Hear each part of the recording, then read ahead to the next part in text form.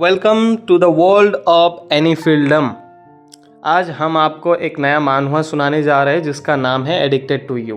तो फिर चलिए चैप्टर 1 का शुरुआत करते हैं। इस दुनिया में काफ़ी सुपर पावर्स एग्जिस्ट करता है, जैसे supernatural strength, regeneration, teleportation, x-ray vision, fire, water, precognition, telepathy, telekinesis.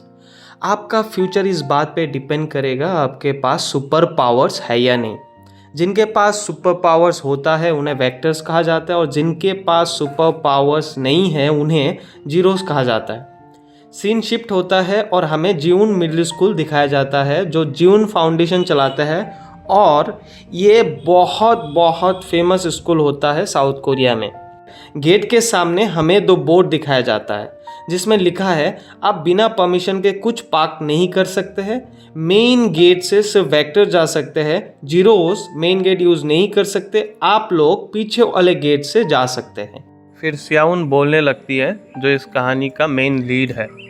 हमें छोटी उम्र से ही अलग अलग पढ़ाकर बड़ा किया जाता है। हम क्या है और दुनिया वाले हमसे क्या एक्सपेक्ट करते हैं। फिर सीन शिफ्ट होता है। लेफ्ट साइड के तरफ वेक्टर हॉल, जिम, लाइब्रेरी मिलेगा। राइट साइड में जीरो हॉल और डम्पस्टर मिलेगा। हर दिन हमें ये सिखाया जाता है कि वेक्टर्स कितने ग्रेट होते हैं। लेक्चरर जो लेक्चर ले रहा होता है वो बोलता है इस दुनिया में सब मिला जुला के 43% पॉपुलेशन म्यूटेंट्स होते हैं, जो म्यूटेंट्स या वेक्टर्स होते हैं जिनके पास सुपर पावर्स होते हैं, और हमें उनके बारे में अच्छा सोचना चाहिए। ये सही है, वो लोग ईश्वर का तोहफा है, ह्यूमन एवोल्यूशन में अगला कदम और अनलिमिटेड पोटेंशियल का जीता जागता प्रूफ। फिर तभी लड़की मन में सोचता है क्या ये लोग सच में ईश्वर का तोहफा है। तभी टीचर बोलता है बच्चे बोर्ड पे देखो, ये जो पॉपुलेशन रेशियो है ये तुम्हारा एग्ज़ाम में आएगा, सो मेक श्योर करना कि तुम लोग लिख लो और भूलना मत। तुम जीरोस वेक्टर्स के बदौलत इस सक्सेसफुल और वंडरफुल वर्ल्ड में हो, इसलिए तुम लोगों को उनके साथ रहने के लिए हमेशा उनका रेस्पेक्ट करना चाहिए। फिर टीचर देखता है स्याउन कहीं खोई ऐसी है, तो स्याउन से पूछता है तुम कुछ लिख क्यों नहीं रहे हो। फिर स्याउन टीचर को बोलता है मेरे पास लिखने के लिए कुछ भी नहीं था। फिर टीचर स्याउन को पूछता है क्या मैंने तुमसे नहीं कहा था कि पॉपुलेशन रेशियो एग्ज़ाम में आएगा। तब जाके स्याउन टीचर को जवाब देता है अपनी शक्तियों के साथ पैदा होता है वो वर्ल्ड के पॉपुलेशन का लगभग 42.5% हिस्सा होता है। लिक्सिस जो अपने ज़िंदगी में बाद में अपने पावर्स डेवलप करते हैं जो लगभग 0.5% होता है, और बचा हुआ 57% जीरोस होता है जिनके पास कोई सुपर पावर्स नहीं होता। फिर स्याउन बोलता है टीचर को क्योंकि सुपर पावर्स पास ऑन होता है पेरेंट्स से चाइल्ड में, तो वेक्टर्स उतनी ही शक्तियों के साथ पैदा होता है जितना उनके मॉम डैड के पास होता है। हालांकि वो जो स्पेसिफिक पावर्स मैनिफेस्ट करता है वो कंप्लीटली रैंडम होता है। उनके पास जो पावर्स होता है उनके बेसिस पे उनके जगह डिसाइड किया जाता है सोसाइटी में। और उस ग्राफ को देखिए, सबसे नीचे जो वेक्टर्स है उन्हें नेचुरल्स कहा जाता है, जो इस दुनिया में बहुत कॉमन है क्योंकि उनके पास सिर्फ एक तरीके का पावर्स होता है, और जिनके पास 2 तरीके का पावर्स होता है उन्हें जनरल्स कहा जाता है।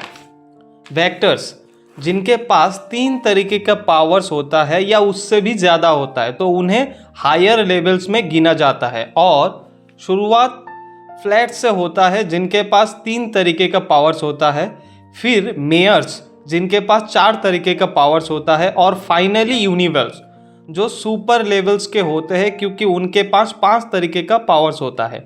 और क्योंकि यूनिवर्स बहुत रेयर होता है तो इस पूरे कंट्री में सिर्फ 6 यूनिवर्स ही है, और ब्ला ब्ला ब्ला। वेक्टर्स को रिच बैंड्स दिया जाता है जो उनके पावर्स का टाइप्स और क्वांटिटी दर्शाता है। उन्हें उनके रेयरिटी और एबिलिटीज को मास्टर करने के ऊपर उनका लेवल्स डिसाइड होता है। साथ में पावर और स्टैमिना भी पता चलता है। लेकिन ये सब कुछ मैटर नहीं करता जब एक जीरो इन्वॉल्व होता है।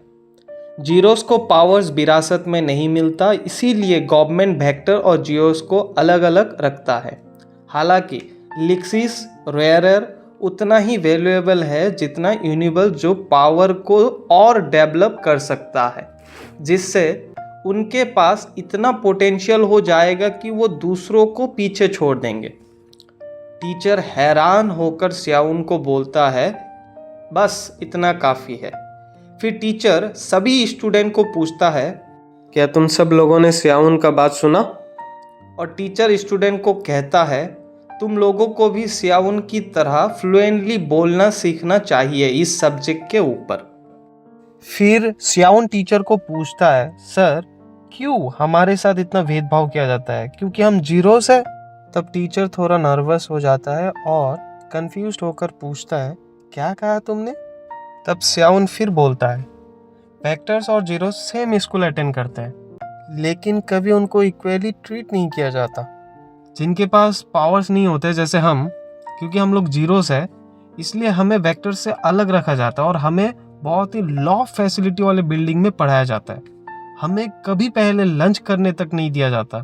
सोसाइटी में भी यही हालत है, कुछ ज़्यादा अलग नहीं है।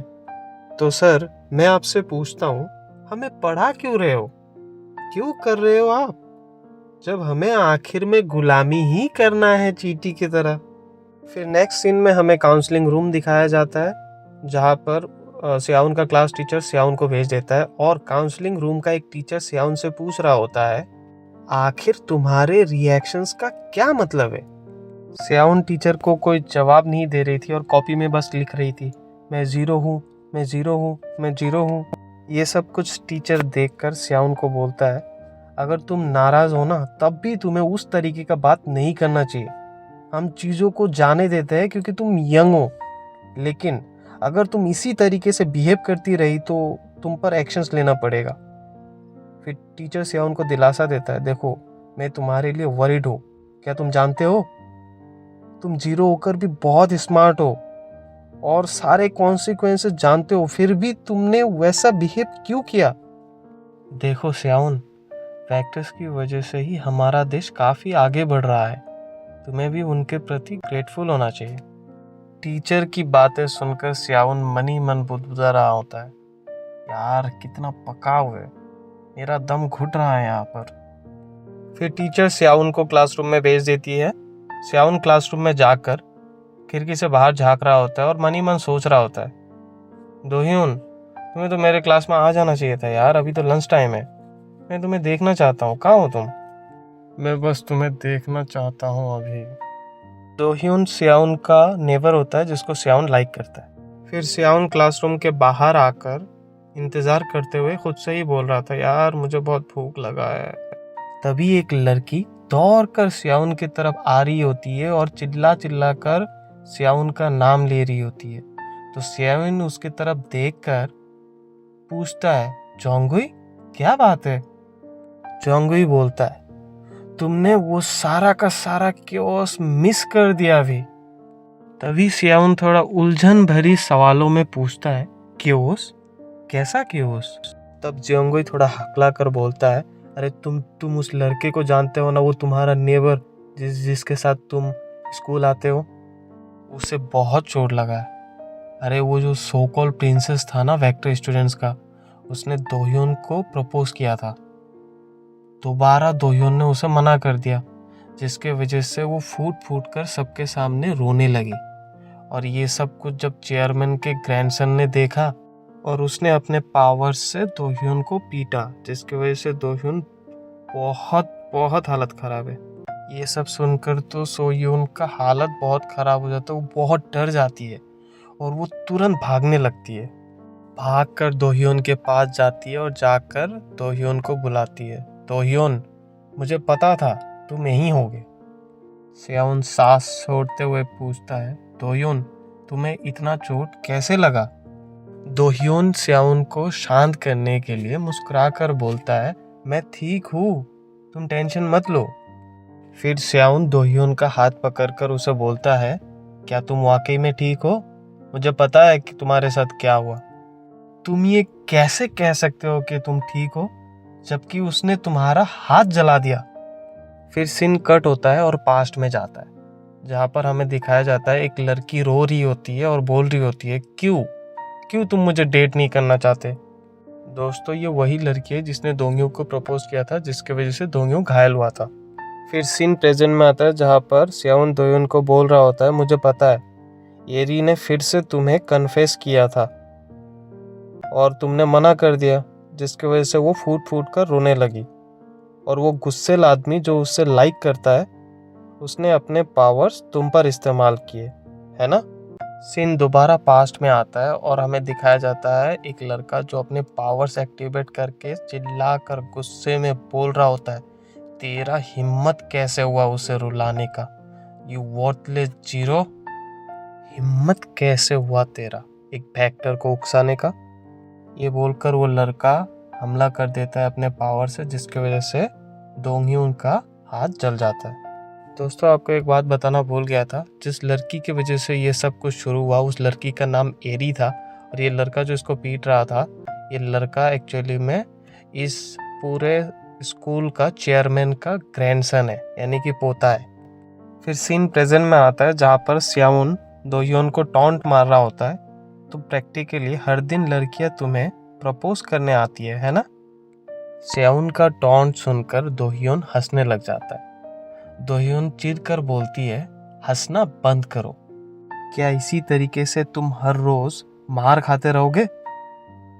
थोड़ी देर के लिए प्रपोजल एक्सेप्ट करने का प्रिटेंड क्यों नहीं करते, उसे रुलाना ही क्यों है। तभी दोह्योन पूरा सीरियस हो जाता है और सीरियस होकर बोलता है, There's no way I'm doing that. मैं ऐसा बिल्कुल नहीं करूँगा। स्याउन, मेरे तरफ देखो, मैं उस लड़की का प्रपोजल एक्सेप्ट क्यों करूँ जब मैं तुम्हें पसंद करता हूँ। स्याउन टोकते हुए बोलती है, पर तुम्हें चोट लगा है इसी वजह से। तभी दोह्योन स्याउन को अपने पास बिठाता है और बिठाते हुए उसके कमर पे स्क्वीज करता है और शरारती ढंग में एक्टिंग करते हुए बोलता है, यार मुझे चोट लगा है, सचमुच दर्द कर रहा है यार, इनफैक्ट बहुत सीरियस दर्द कर रहा है मुझे। तो स्याउन बोलता है फट से, कहाँ, किधर, कहाँ, कैसे लगा है, दिखाओ मुझे। तब दोह्योन बोलता है, यहाँ इधर दिल पे लगा है। तो इसीलिए मुझ पर गुस्सा करने के बजाय मुझे थोड़ा सा एक किस दे के थोड़ा दर्द को कम कर दो ना। तब स्याउन प्यार से दोह्योन की तरफ देखता है और मन ही मन सोचता है, उफ, ये लड़का ये चाहता है कि मैं इसे फिर से पैम्पर करूं, पर इसका इंजरी तो देखो, इसको वाकई में बहुत ज्यादा चोट लगा है। फिर दोह्योन फटाक से स्याउन को किस कर देता है। किस करने के बाद स्याउन दोह्योन से पूछता है, तुम फिर से मेरे साथ खेल तो नहीं रहे हो। तो दोह्योन बोलता है, नहीं यार, मैं तो तुम्हें बस किस कर रहा था, क्योंकि तुम्हें देख के ऐसा लगता है कि तुम्हें भी चोट लगा है। मुझे पता है, वो लोग तुम्हें फिर से काउंसलिंग रूम में लेके गए थे ना, ताकि तुम्हें फिर से कैद कर ले, है ना। तो स्याउन पूछती है, तुम्हें कैसे पता ये सब। तो दोह्योन बोलता है, तुम्हारे दोस्त ने बताया मुझे। खैर, उनकी बातें मत सुनो, मैं तुमसे प्रॉमिस करता हूँ तुम जो चाहोगे वो बन जाओगे। तब स्याउन थोड़ा इमोशनल हो जाती है और मन ही मन सोचने लगती है, क्या किसी के साथ सेम वेवलेंथ पर होना ऐसा ही लगता है। तुम हमेशा वही कहते हो जो मुझे सुनना है, कितना अजीब है यार। तब स्याउन सोचना छोड़कर दोह्योन को बोलता है, तुम्हारे शब्द मुझे किसी ना किसी तरीके से बहुत बेटर फील कराता है। तब दोह्योन बोलता है, तो फिर अब से मैं हमेशा तुम्हारे साइड पर रहूंगा और तुम्हें चेयर करता रहूंगा। बोलकर दोह्योन स्याउन को किस करने लगता है और फिर स्याउन मन ही मन सोचता है, तुम हमेशा से मुझे वैसा ही देखते हो जैसे मैं हूँ, एक जीरो के तरह नहीं, एक इंसान के तरह। मैं ये सोचकर हैरान होता रहता हूँ कि हम आगे चलकर क्या बनेंगे। सीन शिफ्ट होता है और हमें दिखाया जाता है कि चारों तरफ आग ही आग लगा हुआ है। आग में फंसे कुछ लोग चिल्ला चिल्ला कर यही बोल रहा होता है कि वो यहाँ पर वेक्टर्स क्यों नहीं भेज रहे, कोई एक वाटर पावर वाला वेक्टर्स क्यों नहीं भेज रहे, जबकि यहाँ पर इतना आग लगा हुआ है। क्या वो लोग हमें इग्नोर कर रहे हैं जस्ट बिकॉज हम उनके नेबर में हैं और हमारे बीच में खाली जीरोस है। तभी भीड़ में फंसा एक दूसरा बंदा कहता है, कम से कम एक वेक्टर को तो भेज दो जिसके पास हीलिंग एबिलिटीज हो। तभी भीड़ में से फंसा तीसरा बंदा कहता है, यार ये आग यहाँ पर लगा तो लगा कैसे? तो चौथा बंदा बोलता है भगवान, उस घर में एक बुढ़ा आदमी है जो खुद से चल भी नहीं सकता। ये लोग आखिर एक फायर ट्रक से क्या ही कर लेंगे। फिर हमें दोह्योन को दिखाया जाता है जो स्कूल के छुट्टी के बाद घर जा रहा होता है और तभी वो खुद से बुदबुदा रहा होता है कि यार दोह्योन, मैं सब कुछ ठीक कर दूंगा जब तक तुम मेरे साथ हो। लेकिन जब वो अपने बिल्डिंग के सामने पहुंचता है तो वो देखकर हैरान हो जाता है। तब स्याउन को काफ़ी सारे फ्लैशबैक आने लगते हैं। फ्लैशबैक में उसके डैड उसे बोल रहा होता है आज घर जल्दी आ जाना, क्लासरूम के बाद सीधा घर आ जाना, ठीक है?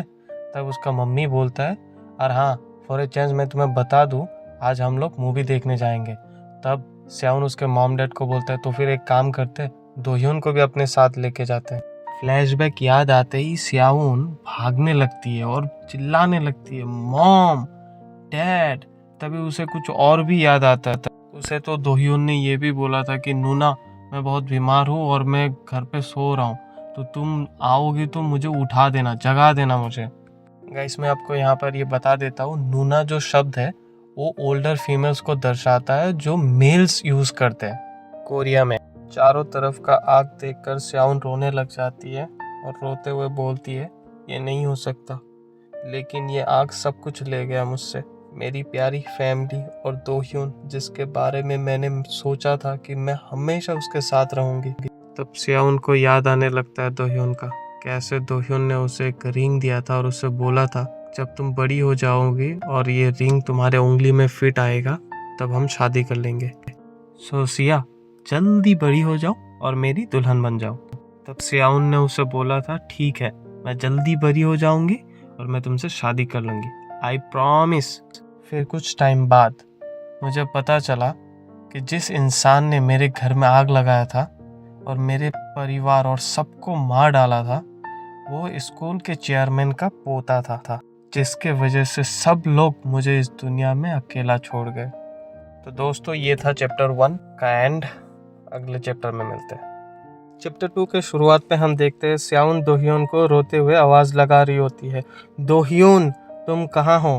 तभी स्याउन अंदर जाने लगता है तो तब लोग स्याउन को रोक लेता है और बोलता है तुम वहाँ नहीं जा सकते। तो स्याउन बोलती है लेकिन मेरी फैमिली तो अब भी अंदर है, वो आग जल रहा है। और दोह्योन, तभी जोर से ब्लास्ट हो जाता है। तब स्याउन सपने से जाग जाती है और फूट फूट कर रोने लगती है और रोते हुए बोलती है आह, फिर से वही सपना, 10 साल हो गए उस बात को, लेकिन आज तक मैं उस बात को भूल नहीं पाया। तभी स्याउन दोह्योन को याद करने लगती है जहाँ पर दोह्योन उससे बोल रहा होता है नूना, जब तुम खुश होते हो मैं भी खुश होता हूँ, जब तुम दुखी होते हो तब मैं भी दुखी होता हूँ। दोह्योन के साथ गुजारते हुए वो कितने अच्छे वक्त थे और फिर वो बुरा वक्त जो मेरे ज़िंदगी में आता है। फिर हम देखते हैं स्याउन का अलार्म बजने लगती है और स्याउन खुद को ही कह रही होती है मुझे उठना होगा, अब मैं ही अकेली बची हूँ और यही मेरी रियलिटी है। ये दुनिया तुम्हारे बिना बहुत सूना सा लगता है दोह्योन, बोलकर वो खिड़की से बाहर ऐसे ही देखने लगता है कुछ टाइम के लिए। फिर स्याउन बिस्तर से उठकर रेडी होने निकलती है और रेडी होकर वो घर से निकलती है और निकलकर बस का वेट करती है। और फिर जब बस आता है तो वो बस में चढ़कर वहाँ पे कार्ड स्वाइप करती है और जब कार्ड स्वाइप कर रही होती है उसी टाइम पे उसे कुछ सुनाई देता है, कोई 0 पैसेंजर बोल रहा होता है। तो वो जब उस डायरेक्शन में देखती है तो देखता है 2 वेक्टर बस में बैठा हुआ है, उसमें से एक लड़का है और एक लड़की है। तो वो जो लड़की वाली वेक्टर होती है वो बोल रही होती है एक और 0 बस में उड़ गया, क्या सारे बस ऐसे ही है? तभी वो लड़का बोलता है नहीं, यूजुअल से आज ज़्यादा ज़ीरोज़ है, मुझे लगता है हमें कैब ही ले लेना चाहिए था। तो स्याउन अपने सीट की तरफ जा रही होती है और मनी मन बोलती है मैं सुन सकती हूँ उन्हें। आई वंडर कि उन्हें इस बात का एहसास भी नहीं है कि इतनी आज़ादी से बोल पाना भी कितनी सौभाग्य की बात है। तभी एक पैसेंजर जो न्यूज़ देख रहा होता है वो अचानक से बोलता है आह, एक और 0 मारा गया है ना। तभी हमें वो न्यूज़ दिखाया जाता है कि मर्डरर सिर्फ 20s में है और उन्हें अरेस्ट कर लिया गया क्योंकि उन्होंने बड़े उम्र के जीरोस पर अटैक करके मार डाला, जिस चीज़ को रिपोर्ट बाइसेंसियो और सेयोंगी पार्क ने किया था। और पुलिस वाले बोल रहे होते हैं कि ये कोई घिनौना क्राइम नहीं है, ये दुनिया तो अब ख़त्म हो चुका है।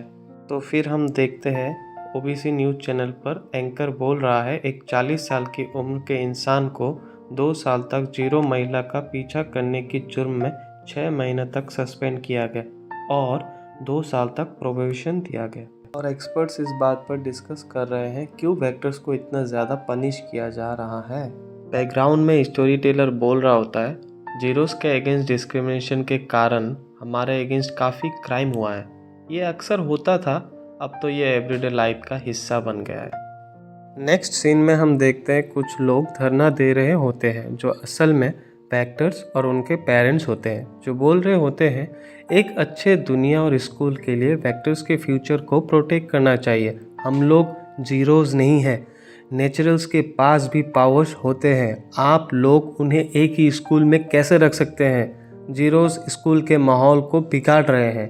तो रेस्पॉन्स में गवर्नमेंट उनसे प्रॉमिस करता है कि वो लोग बहुत जल्द एक्सक्लूसिव स्कूल्स बनाएंगे ताकि वेक्टर्स बच्चों के एजुकेशनल राइट्स को प्रोटेक्ट किया जा सके। फिर हमें स्याउन दिखाई देती है जो बस के एक सीट में बैठ जाती है और बैठकर जब वो बाहर झांकती है तो देखती है एक जीरो वाला बंदा वेक्टर से पूछता है क्या मैं भी तेरे बर्थडे पार्टी में आऊँ। तो वो वेक्टर वाला बंदा बोलता है नहीं यार, तू नहीं आ सकता, तू एक जीरो है और मेरे मॉम ने मुझसे कहा है मैं किसी जीरो के साथ ना घूमूं। स्याउन मन में सोचती है हाँ ये सही है, सोसाइटी में हमेशा ही जीरो को नज़रअंदाज किया जाता है। ये है हमारी दुनिया। यहाँ सोसाइटी को हमारे पास मौजूद पावर्स के बेसिस पे बांटा गया है। तभी हम देखते हैं बस में जो टीवी लगा है वहाँ पे एक शो चल रहा होता है। तो टीवी में एंकर प्रोफेसर का इंटरव्यू ले रहा होता है, जहाँ एंकर प्रोफेसर से पूछता है प्रोफेसर हमारे पास 5 तरीके का पावर्स वाले वेक्टर्स या यूनिवर्स है ना। हमारे पास शायद उतना ना हो जितना दूसरे पावरफुल नेशंस के पास है, पर अगर हम यूनिवर्स को हमें लीड करने दे तो हम भी कैपेबल बन सकते हैं एडवांस नेशन बनने में, है ना। तब प्रोफेसर रिप्लाई करता है एक्चुअली चीज़ें उतनी ब्राइट नहीं है कोरिया के लिए जितनी हम सोचते हैं। सारे यूनिवर्स में से हमारे पास वह ग्रुप से सिर्फ इहियोन शिन है जो 20s में है। हम बहुत भाग्यशाली है कि यहाँ ऐसे रेयर यूनिवर्स जन्म ले रहे हैं जो रैपिडली ग्रो कर रहे हैं। लेकिन जैसे जैसे वो बुढ़ा होते जा रहे हैं हम एक अनप्रिपेयर्ड फ्यूचर की तरफ बढ़ रहे हैं। तब एंकर फिर से पूछता है तो प्रोफेसर आप लेक्सिस को यूनिवर्स के समान शक्ति देने के बारे में क्या सोचते हैं। मैं अभी तक तो उनसे नहीं मिला हूँ, पर मैंने सुना है लेक्सिस भी कैपेबल है ज़्यादा पावर्स को एक्वायर करने में। तब प्रोफेसर रिप्लाई करता है लेकिन ये बहुत रेयर है किसी जीरो के लिए कि वो आगे जाके पावर को डेवलप कर सके। तो जो आप सजेस्ट कर रहे हैं वो ऑलमोस्ट इम्पॉसिबल है। नेक्स्ट हम देखते हैं सबके मोबाइल पे मैसेज पॉपअप करता है और वो मैसेज गवर्नमेंट के तरफ से होता है, जहाँ पर गवर्नमेंट ये अनाउंसमेंट कर रहे हैं कि वनजंग स्टेशन पर एक जीरो से जुड़ा हत्या के कारण स्टील्थ और कटिंग को रेस्ट्रिक्ट कर दिया गया है 7 दिन और 30 दिन के लिए। कृपया अधिक जानकारी के लिए गवर्नमेंट वेबसाइट चेक करें। तब सिया मन में सोचती हैं तो आखिर में इस तरीके से चीज़ों को दबाने की कोशिश कर रहे हैं। आखिर लॉ एंड ऑर्डर किसको प्रोटेक्ट करने के लिए है। तभी स्याउन के साइड में बैठा वेक्टर वाला बंदा चीखता है अरे ये फिर से लॉक हो गया। दिन का शुरुआत करने का क्या ही कितना बुरा तरीका है। तो वेक्टर वाली लड़की पूछती है लड़के से तो फिर आप आज कटिंग का उपयोग नहीं कर सकते हैं। तब स्याउन मन में बोलती है ये दुनिया कितना अजीब और अनजान जगह है दोयोन। फिर स्याउन जब उनसे नज़र हटाकर सामने की तरफ देख रही होती है तब उसे दिखाई देता है एक लड़का उसकी बंदी से पूछ रही होती है हम इतनी जल्दी यहाँ क्या कर रहे हैं जबकि हमें छुट्टी पर होना चाहिए था। तो लड़की बोलती है चुप रहो, मैं कंसंट्रेट करने की कोशिश कर रही हूँ। ये सब देखकर स्याउन खुद से ही बुदबुदाने लगती है मैं हैरान हूँ, मैंने आज तुम्हें सपने में क्यों देखा, मैं समझ नहीं पा रहा। वही पुराने दिन जहाँ तुम मुझसे कहा करते थे चलो चले नूना, हम स्कूल के लिए लेट हो रहे हैं और मैं तुमसे कहा करती थी तुम जाओ मेरे बिना। तुम मेरे बिखरी यादों का वो हिस्सा हो। जब भी मैं उसके बारे में सोचता हूँ तो इमेजिन करने से खुद को रोक नहीं पाता। अगर तुम अभी भी जिंदा होते तो दुनिया कैसी होती। मुझे ऐसा लग रहा है कि तुम हमेशा हमेशा मेरे साथ होते और मेरा हाथ थामे होते। है ना दो ह्यून, सही कह रहा हूँ ना मैं? फिर नेक्स्ट सीन में हम देखते हैं एक बंदा गुस्से में कॉफ़ी के कप को धड़ाम से टेबल पे मारता है और पूछता है, ये कॉफ़ी इतना कड़वा क्यों है? मैंने अमेरिकानो ऑर्डर किया था, ना कोई टट्टी। तभी एक स्माइल के साथ फिर स्याउन पोलाइटली बोलती है, अगर आपको इसमें पानी मिलाना था तो आपको ऑर्डर के टाइम मेंशन करना चाहिए था सर। तो लड़का बोलता है, क्या मतलब है तुम्हारा? तुम कहना चाहते हो ये मेरी गलती है? तो स्याउन बोलती है, अगर ये वाकई में बहुत कड़वा है आपके लिए तो क्या हम इसमें थोड़ा पानी मिक्स कर दें? तो लड़का बोलता है, रुको, तुम्हारे हाथों में कुछ नहीं है, इसका मतलब तुम एक जीरो हो? हाँ। स्याउन बंदे के बातों को सुनकर पूरा फ्रीज हो जाती है।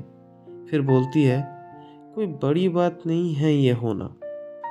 फिर स्याउन को लुक देते हुए सोचती है, मैं सोच ही रही थी क्यों मैंने आज इस तरीके का बात नहीं सुना। तभी वो बंदा जो कि एक फैक्टर है वो बोलता है, तुम होती कौन हो मुझ पर ब्लेम डालने वाली? तुम्हें तो ठीक से कॉफ़ी भी बनाना नहीं आता। तभी स्टोरी टेलर बोलता है, जीरोस के हाथ पर कुछ नहीं होता। दूसरे शब्दों में बोले तो ये गुस्सैल कस्टमर एक वेक्टर है जिसके पास सुपर पावर्स है। रीज बैंड्स या ब्रेसलेट्स का यूज़ उनकी पहचान और सुरक्षा के लिए साइन के रूप में किया जाता है। शुरुआत में ये एक लिमिटर के तरह यूज़ किया गया जिससे सुपर पावर्स को कंट्रोल में रख सके ताकि उन्हें आसानी से हथियार के रूप में इस्तेमाल ना किया जा सके। वेक्टर्स को इन्हें अपने लेफ्ट हैंड पर पहनने के लिए बनाया गया था, जबकि लेक्सिस ने अपने अधिकार का प्रयोग किया। लेकिन वक्त के साथ ये हमारी क्लास को दर्शाने वाली एक आइटम से ज़्यादा कुछ नहीं रह गया। फिर वो बंदा बोलता है, इसीलिए लोग बोलते हैं जीरोस बिल्कुल बेकार होते हैं। तुमने सुना मुझे? स्याउन के बगल वाली लड़की बिल्कुल हैरान होकर सब देखती रहती है और स्याउन सोचती है, तो इसका मतलब आधी दुनिया यूजलेस है क्या? उसके पास एक रिस्टबैंड है जिसमें एक रेड लाइन है, जिसका मतलब उसके पास कोई ऑफेंसिव एबिलिटी भी नहीं है। अगर वो इस चीज़ को जाने नहीं देता है तो मुझे स्टैंड लेना पड़ेगा इमीडिएटली। तभी एक दूसरा बंदा उस लड़के के पास जाके बोलता है, बस पी लेना, क्यों नखरा कर रहा है? तो रेड टी शर्ट वाला बंदा पूछता है, तू है कौन बे?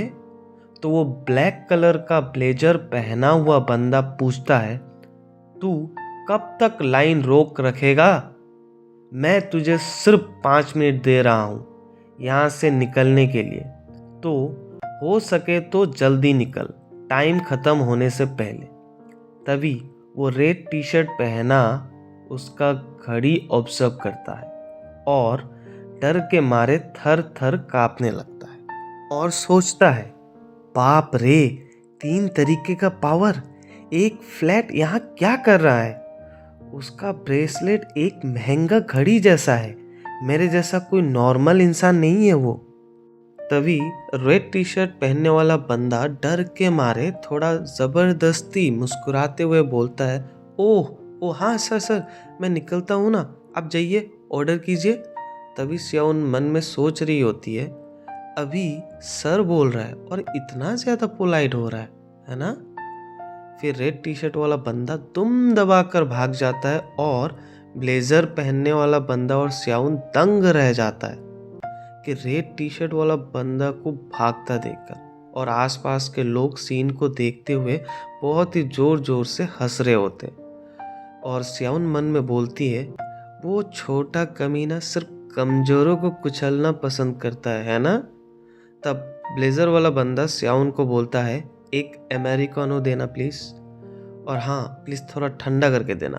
तो स्याउन बोलती है, सर इसके 4501 लगेंगे, तभी वो बंदा कार्ड के साथ एक पेपर भी देता है जो एक नोट जैसा होता है। स्याउन कार्ड को ले लेती है और साथ में नोट को भी ऑब्जर्व करती है और सोचती है, मेरे लिए काफ़ी मुश्किल होता है इस वर्ल्ड में अकेली जीना। अगर मैं मेरे जैसे सोच रखने वाले कुछ लोगों से ना मिले होती। चलो, क्या ये कोई नया मिशन है मेरे लिए? ब्लेजर वाला लड़का बोलता है, एक कॉफ़ी तुम्हारे लिए है तो इसे मेरे प्लेस पे पीना। स्याउन मुस्कुराते हुए थैंक यू बोलती है। फिर वो नोट खोल के देखती है। उसमें लिखा है, कल रात 10 बजे पब में सामान ले लेना और निकल जाना और मेरे ऑर्डर्स का इंतज़ार करना। फिर हम देखते हैं शहर में रात के वक्त स्याउन रास्ते से जा रही होती है और लाइट्स बजिंग कर रहा है। तभी सारे लाइट्स बंद हो जाते हैं तो स्याउन बोलती है, किसी रीज़न के वजह से सारे लाइट्स ऑफ हो गए हैं। अब मैं एक ऐसी पर्सन हूँ जो छोटे से छोटे बातों को बहुत सेंसिटिव वे में लेती हूँ और जिस चीज़ से मैं गुजरी हूँ मैं खुद को रोक ही नहीं पाता एंशियस हो जाने से जब भी मैं ऐसा कुछ देखता हूँ। अब क्या करूँ, मुझे खुद को प्रोटेक्ट करना ही होगा। मुझे याद है 10 साल पहले लगी आग के बाद मुझे बिल्कुल अकेला छोड़ दिया गया था, एक मामूली जीरो के रूप में, सोसाइटी के सबसे लोअर क्लास के रूप में।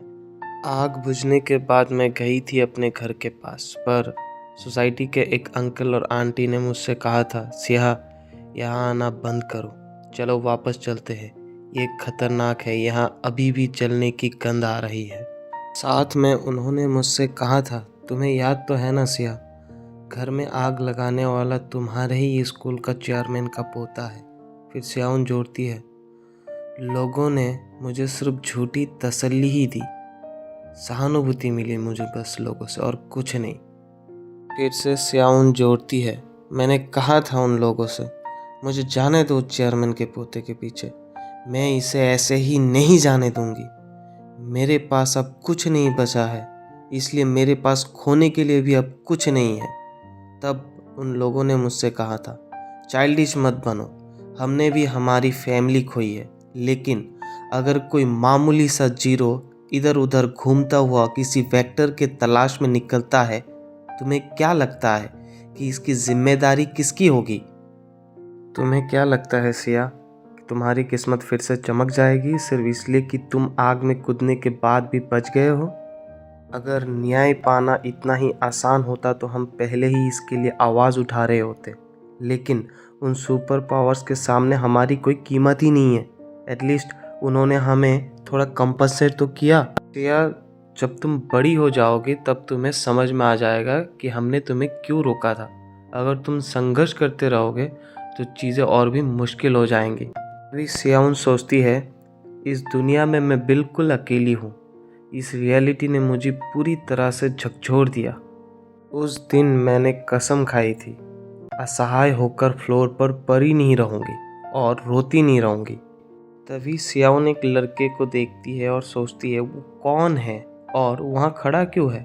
कोई ब्रेसलेट भी नहीं है, हाँ, तो उसके पास कोई सुपर पावर्स भी नहीं है, फिर भी मुझे इन्वॉल्व नहीं होना चाहिए उसके साथ। एनीवे, मेरा कल मिशन भी है। ये सब सोचते हुए जब वो जा रही होती है तभी ब्लैक टी शर्ट वाला बंदा बोलता है, एक्सक्यूज़ मी मिस, वाओ, तुम तो काफ़ी खूबसूरत हो गई हो, हाँ। तभी सियाउन सोचती है, आजकल इन अजीबो गरीब लोगों को क्या हो गया है?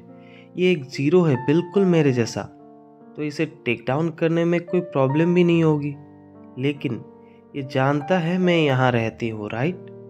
तब ब्लैक टी शर्ट वाला बंदा बोलता है, सिया। तो सियाउन सोचती है, ये मेरा नाम भी जानता है? तो ब्लैक टी शर्ट वाला बंदा पूछता है, क्या तुम्हारे पास अभी भी वो रिंग है? तो सियाउन हैरान होकर सोचती है, क्या ये सब कोई सपना है? तो ब्लैक टी शर्ट वाला में बंदा पूछता है, क्या तुम्हें वो फिट होता है अभी? सियाउन सोचती है, कभी कभी मैं सोचती थी अगर तुम जिंदा होते तो किस तरीके का एडल्ट होते। तभी फ्लैशबैक में हम देखते हैं दोह्यून सियाउन को बोलता है, मेरे मॉम ने ये रिंग मुझे दिया है उस इंसान के लिए जिससे कभी न कभी मैं एक दिन शादी करूँगा। तो सियाउन पूछती है, क्या ये रिंग थोड़ा बड़ा नहीं है मेरे लिए? तो दोह्यून आंसर देता है, हाँ, बड़ा तो है, इसलिए तुम्हें जल्द से जल्द बड़ा होना है ताकि रिंग तुम्हारी उंगली में फिट हो जाए। जब ये रिंग फिट हो जाएगा तब शादी कर लेंगे, जब तुम काफ़ी बड़ी हो जाओगी इस रिंग के लिए तब। प्रेजेंट में वो लड़का बोलता है, तुम वो पहली और आखिरी लड़की हो जिससे मैंने दिल दिया है। तो लड़की शॉक्ड होकर बोलती है, दोह्योन। तब दोह्योन मुस्कुरा देता है और स्याउन को दोह्योन का मुस्कुराता हुआ चेहरा देखकर उसे याद आता है बचपन के टाइम में जब दोह्योन उससे बोला करता था, सिया जल्दी बड़ी हो जाओ ताकि मेरी दुल्हन बन सकूं। प्रेजेंट में दोह्योन स्याउन को टाइटली हग करने लगता है और स्याउन सोचती रहती है, क्या ये कोई सपना तो नहीं है ना। तो वो दोह्योन को आवाज़ लगाती है और पूछती है, दोह्योन क्या तुम वाकई में दोह्योन हो। तो दोह्योन बोलता है, चलो अंदर चलते हैं। तभी स्ट्रीट के सारे लाइट्स आ जाते हैं। स्याउन दोह्योन को देखकर मनी मन बोल रहा होता है, दोह्योन तुम मेरे नाइटमेयर्स में भी एक जवान बच्चे ही होते हो। मैंने 10 साल तक ये सोचा कि तुम मर चुके हो। दोह्योन स्याउन को एक तरफ हक करते हुए बोलता है, अरे मुझे अंदर तो बुलाओ, ठीक है ना। फिर स्याउन दोह्योन का बात सुनकर सोचने लग जाती है, लेकिन तुम मेरे सपनों में सिर्फ एक जवान लड़के ही होते हो जो कहीं और बड़ा हुआ मेरे नज़रों से दूर। क्या सिर्फ मेरे पास वापस आने के लिए। एपिसोड 3 के शुरुआत में स्याउन दोह्योन को कहती है, अंदर आ जाओ, और साथ में पूछती है, तुम्हें शायद बहुत गर्मी लगी होगी है ना। तो दोह्योन कहता है, ना मैं ठीक हूँ। अंदर आने के बाद स्याउन स्विच ऑन करती है, तब लाइट्स ऑन होता है तो दिखता है पूरा रूम मैस हो चुका है। बेडशीट, टेबल, डस्टबिन, कपड़े, किताबें, सबका हाल बहुत ख़राब है। तब दोह्योन पूछता है, तुम अकेली रहती हो है ना। तो स्याउन ऑकवर्ड होकर कहती है और पूरा रूम ठीक करने लगती है और सोचती है, कितना गंदा करके रखा हूँ मैं भूल गई थी कि मैं रूम ऐसे ही छोड़ गया था जब सुबह मैं हड़बड़ी में निकल गई थी। तो दोह्योन देखता है एक कप, कुछ अंडे, एक बोतल, मेकअप प्रोडक्ट्स फीमेल के लिए, और फिर उसे एक स्कर्ट दिखाई देता है। तो दोह्योन स्याउन से पूछती है, तुम्हें अभी भी स्कर्ट्स पहनना पसंद है ना। हालांकि हम अभी स्कूल में नहीं हैं। स्याउन उसे देखती है लेकिन कोई शब्द नहीं निकलता। फिर स्याउन को याद आता है जब दोह्योन उसे डांटा करता था, क्या मैंने तुमसे गर्म कपड़े पहनने के लिए नहीं कहा था, क्योंकि स्कूल की यूनिफॉर्म का स्कर्ट पैंट से ज़्यादा ठंडे होते हैं। अपने पफर्स जैकेट क्यों नहीं पहनी। तो स्याउन बोलती थी, वैसे अभी इतनी ठंड नहीं है। प्रेजेंट में स्याउन मुस्कुराते हुए सोचती है, फिर से मुझे मेरे कपड़ों को लेकर ताना मार रहा है ना। मुझे लगता है ये दोह्योन की आदत है। तब स्याउन पूछती है दोह्योन से, क्या तुम कुछ पीना चाहोगे, कॉफ़ी या ग्रीन टी में भी। स्याउन सोचती है, मेरे घर पे और क्या क्या था। तो दोह्योन कहता है, ना मुझे कुछ नहीं चाहिए। तो स्याउन सोचती है, उसका वॉइस वो बिल्कुल मैच्योर्ड बंदे के तरह साउंड करता है। आई गेस हाँ, सेंस बनाता है, क्योंकि मैं 26 की हूँ तो वो भी तो 25 का है। फिर स्याउन पानी गर्म करने लगती है। तभी दोह्योन पूछता है, क्या यहाँ और कोई लड़का नहीं आता। तब स्याउन हैरान होकर बोलती है, क्या लड़का, रुको क्या कहा तुमने। तो दोह्योन थोड़ा ऑकवर्ड सा शक्ल बनाकर बोलता है, मैंने पूछा कि तुम्हारा कोई बीएफ है या नहीं। स्याउन को दोह्योन कैसे याद है। तभी स्याउन सोचती है, एक बच्चा जो बड़ा होकर भी उसे नूना बुलाता था, और वो जब बहुत हैंडसम था तब उसे सिया नूना बुलाता था। प्रेजेंट में स्याउन पूरे शर्म और गुस्से से दोह्योन को देखती है और सोचती है, मुझे पता है कि हम 10 साल से अलग हैं, लेकिन मुझे उम्मीद नहीं थी कि इसका मुझ पर इतना गहरा असर होगा। तभी दोह्योन स्याउन को बेखक करते हुए पूछता है, क्या तुम मुझे जवाब नहीं दोगे। क्या तुम खुश नहीं हो मुझे देखकर। 10 साल हो गया है, तुम जानते हो ना। स्याउन सोचती है, सही तो कह रहा है दोह्योन, क्योंकि मैं ऐसा बिहेव कर रही हूँ जबकि 10 साल बाद हम एक दूसरे को देख पा रहे। फिर स्याउन दोह्योन से कहती है, मैं पहले कॉफ़ी बना लेती हो तो तुम बैठो। तभी दोह्योन बोलता है, मैंने कहा ना मुझे नहीं चाहिए। स्याउन बोलता है, ओह ठीक है। लेकिन तभी दोह्योन स्याउन को बिल्कुल अपने मुंह के करीब लेकर बोलता है, मेरे तरफ चोरी छिपे मत देखो, मुझे ठीक से देखो।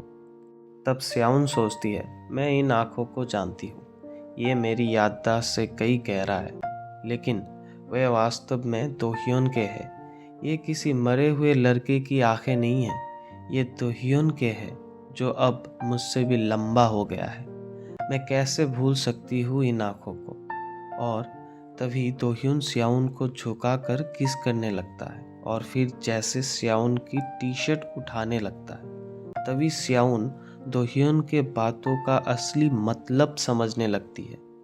मुझे अंदर बुलाओ, जब दोह्योन ने कहा था, हाँ उसने बोला था, तभी स्याउन समझती है और झटका लगता है जैसे उसे। तभी स्याउन दोह्योन को रुकने बोलती है और पूछता है, क्या यही सब तुम्हारे दिमाग में था जब तुमने मुझे कहा तुम्हें अंदर आना है?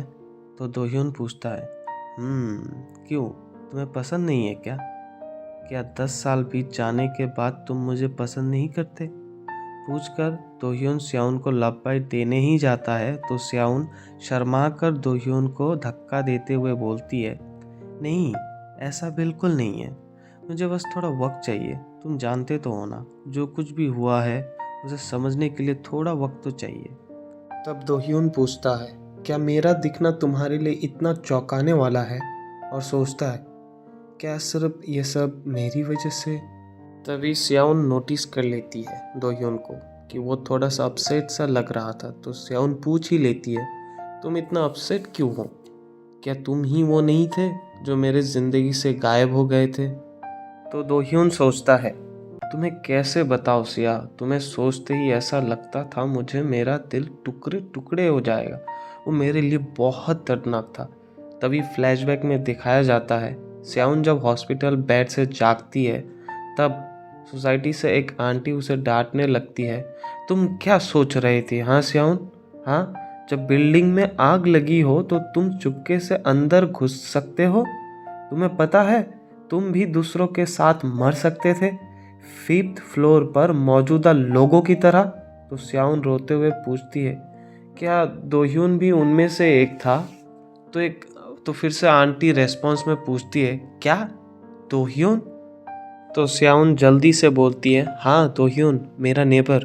तो आंटी उसे बोलती है, अब तक 5th फ्लोर से तुम ही एक ऐसे इंसान हो जिसे जिंदा पाया गया है। हमें कैजुअलिटी रिपोर्ट्स आने का इंतज़ार करना होगा, लेकिन आग से जो बॉडीज डैमेज्ड हो गए हैं उनकी पहचान अभी तक नहीं हो पाई। तभी स्याउन रोते हुए कंप्लेन करती रहती है, क्यों, मैं ही अकेली जिंदा क्यों बची?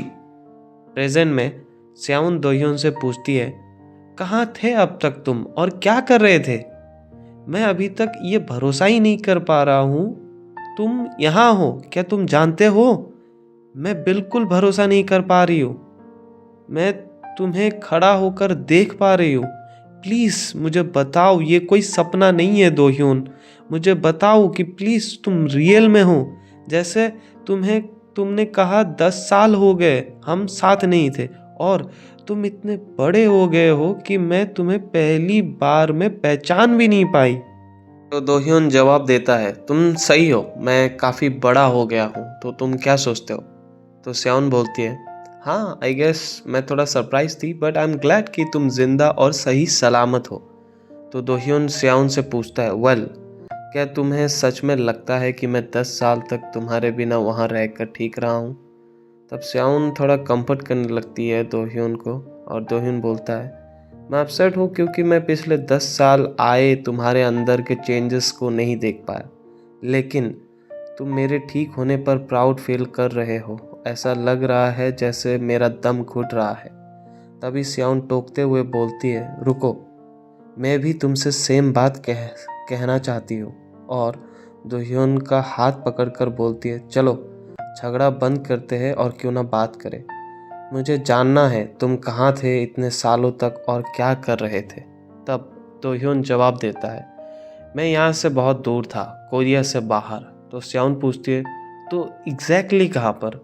तब दोह्योन बोलता है, तुम कभी नहीं जान पाओगे अगर मैं तुम्हें बता भी दूँ तब भी।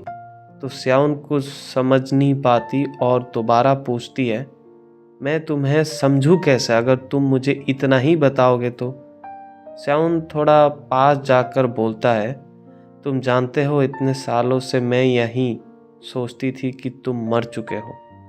तुम्हें याद है तुमने मुझसे टेक्स्ट किया था जब मैं स्कूल में थी कि तुम कब तक सोओगे। टेक्स्ट में दोह्योन ने कहा था, नूना मैं बीमार हूँ तो मैं घर पर सो रहा हूँ, तुम घर आ जाओगे तो मुझे जगा देना। लेकिन जब तक मैं पहुंची तब तक हर जगह बस आग ही आग लगा हुआ था, तो मैंने सोचा मैंने तुम्हें खो दिया, साथ में मेरा और तुम्हारा पेरेंट्स भी। इवन उस टाइम भी जब आग लगी थी मुझे पता था ये टाइम लेने वाला है और बहुत मुश्किल है किसी ज़ीरो का किसी तरह का मदद मिलना, तो मुझे तो कुछ करना ही था। तब मैंने डेप्यूटी चीफ को कहा, डेप्यूटी चीफ सेकंड फ्लोर के स्टेयर केस पर एक सर्वाइवर है, उन्हें भटकाया और एक रास्ता बनाकर मैं अंदर घुस गई। यही वो आखिरी चीज़ है जो मुझे याद है। तब दोह्योन बोलता है, मुझे पता है मेरे पेरेंट्स गुजर गए आग लगने के बाद। और ये बातें सुनकर स्याउन फ्रीज हो जाती है। तो दोह्योन बोलता है, मैं सो रहा था जब मैंने तुम्हें टेक्स्ट किया था, लेकिन उसके बाद मैं बाहर निकल गया था। मैं घर पर नहीं था जब आग लगा था। मैंने तुम्हारा नाम देखा था सर्वाइवर लिस्ट में। तो स्याउन हैरान होकर सोचती है, उसे पता था मैं जिंदा थी।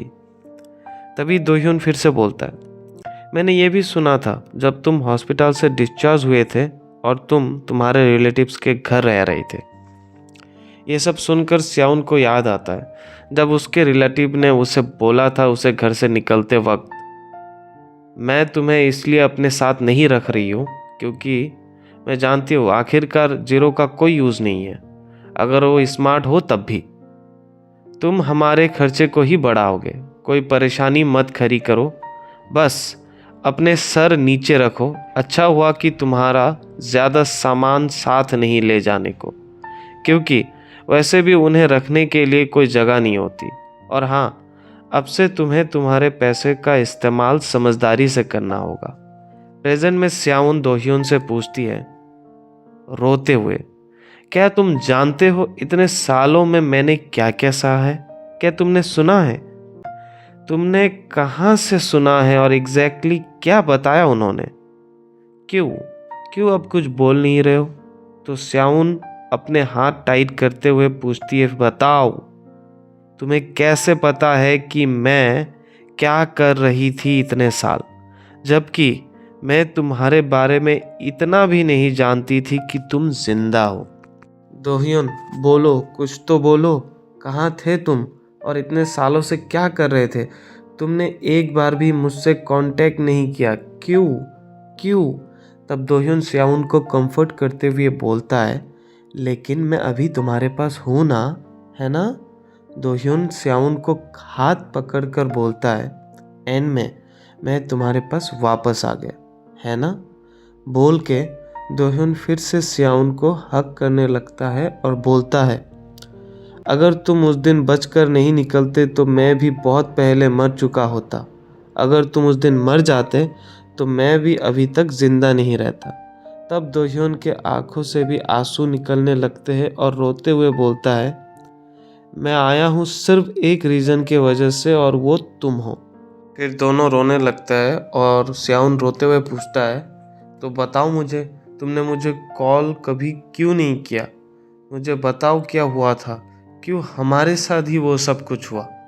रेस्पॉन्स में दोह्योन बोलता है, तुम्हें बस इतना याद रखना है, तुम जो भी करना चाहो मैं एक्सेप्ट करूँगा, मैटर नहीं करता क्या है वो। जब जिंदगी मुश्किल हो जाता है तो लोग धर्म जैसे चीज़ों पर भरोसा करने की तलाश करते हैं। मुझे यकीन है हम एक दूसरे के लिए वही बनेंगे, भले ही एक दूसरे के प्रति हमारा विश्वास और जुनून धीरे धीरे हमारे जीवन को नष्ट कर दे। It's all right because it's you. Scene shift होता है और हम देखते हैं एक बंदा चाय के कप को पकड़ते हुए बोलता है, वेल, क्या तुम्हारा यही सरप्राइज था? मुझे लगा था दोह्योन के चले जाने पर तुम काफ़ी फ्रस्ट्रेटेड होगे। तभी दूसरा बंदा बोलता है, नहीं, मैं काफ़ी टाइम से ऐसा ही कुछ एक्सपेक्ट कर रहा था, इसलिए उसके भाग जाने पर मुझे ज़्यादा हैरानी नहीं हुई। जो बंदा बैठा हुआ है वो असल में कोई सेक्रेटरी होता है जो सामने वाले बंदे को बोलता है, खैर मुझे लगता है कि मुझे आपसे इससे कम की उम्मीद तो नहीं थी। जेम्स, तो आपको पहले से ही पता है वो कहाँ है, तो मैं अभी तुरंत वहाँ आदमी भेज देता हूँ। तो जेम्स बोलता है, मिस्टर सेक्रेटरी, हमें इतनी जल्दबाजी नहीं करनी चाहिए। दोह्योन इसलिए भाग गया क्योंकि बाहर उसे कुछ चाहिए था। हमें कुछ वक्त तक उसका इंतज़ार करना है। फिर जिस रास्ते से वो भागा है उसी रास्ते से वो खुद हमारे पास वापस आना चाहेगा।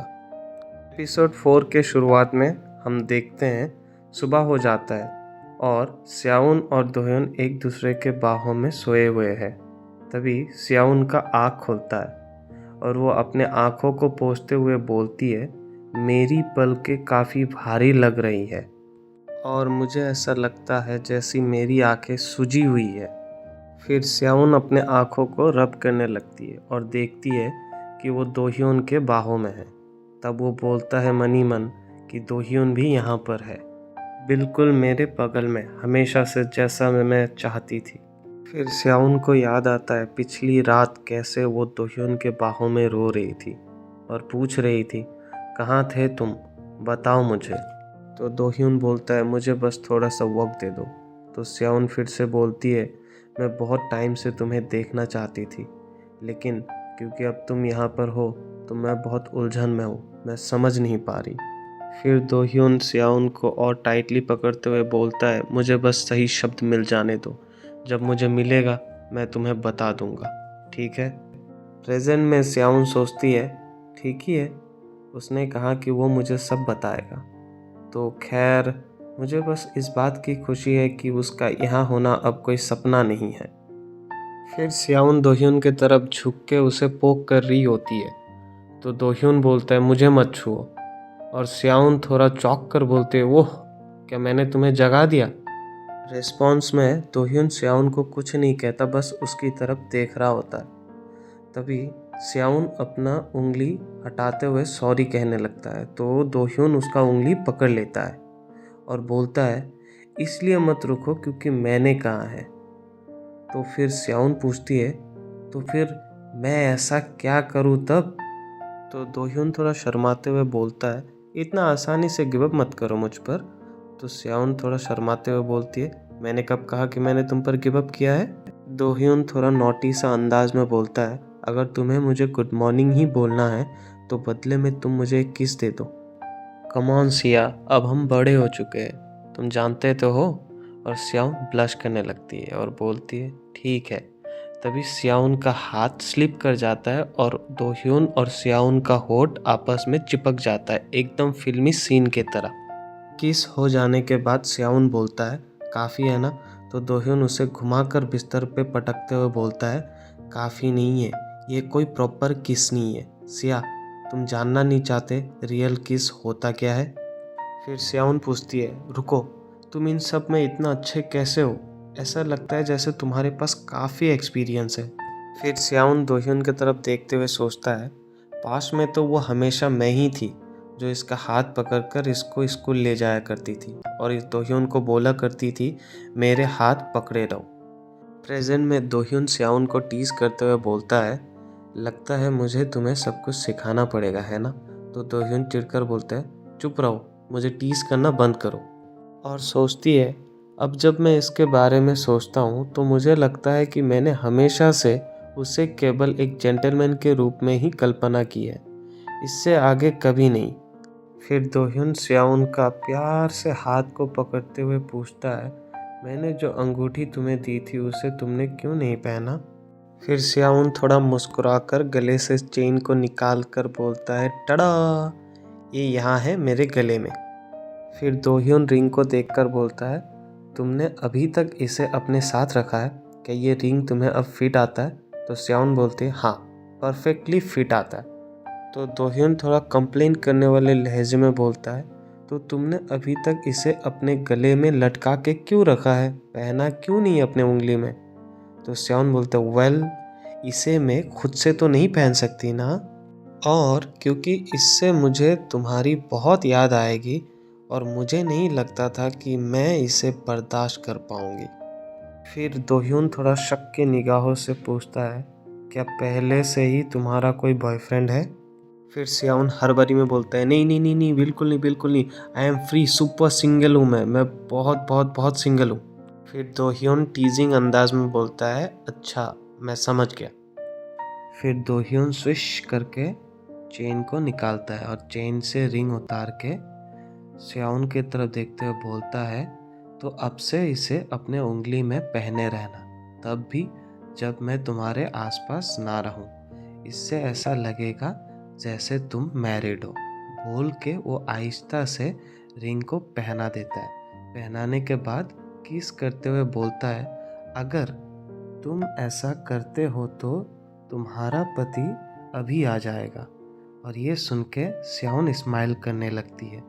और फिर दोह्यून बोलता है, अब से तुम ही मेरी एकमात्र वो इंसान हो जिसे मैं मेरा फैमिली कह सकता हूँ। ये सुनकर सियाउन मुस्कुराते हुए बोलती है, हाँ मैं और तुम। और दोह्यून बोलता है, अब से मैं तुम्हारे साथ अच्छे से रहूँगा। तो फिर दोह्यून बोलता है, और अब से मेरे लिए बस थोड़ा सा ज़्यादा इंतज़ार करना।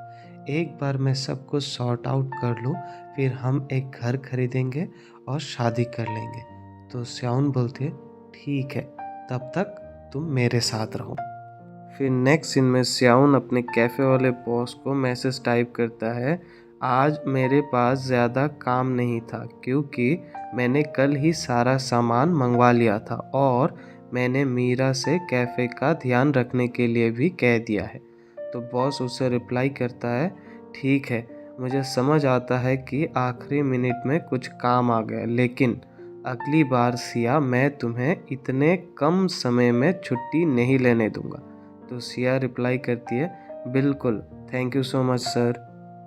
तभी दोह्यून सियाउन से पूछता है, क्या तुम अपने बॉस को टेक्स्ट कर रहे हो? तो सियाउन चिपकते हुए थोड़ा मुस्कुराकर बोलती है, हाँ, और हाँ, अगर तुम अगली बार मुझे कैफ़े छोड़ने आओगे तो मैं तुम्हें कॉफ़ी बनाकर पिलाऊंगी। फिर दोनों एक कपल के तरह शॉपिंग मॉल में घुस जाता है जिसका नाम ए मार्ट होता है। और फिर सियाउन 2 कप उठाकर दोह्यून से पूछता है, दोह्यून तुम इनके बारे में क्या सोचते हो? कितने खूबसूरत है ना? क्या हमें एक मैचिंग सेट मिल सकता है? फिर दोनों कपड़े वाले सेक्शन में जाता है। जाने के बाद सियाउन दोह्यून को देखकर कहता है, तुम इनमें से एक कपड़ा ट्राई क्यों नहीं करते अभी, और हम कुछ एक्स्ट्रा भी ले लेंगे घर के लिए। तो दोह्यून बोलता है, श्योर। फिर सियाउन कपड़ा दिखाकर पूछता है, तो फिर देखो, चूज़ करो, कौन सा तुम्हें सबसे ज़्यादा पसंद है।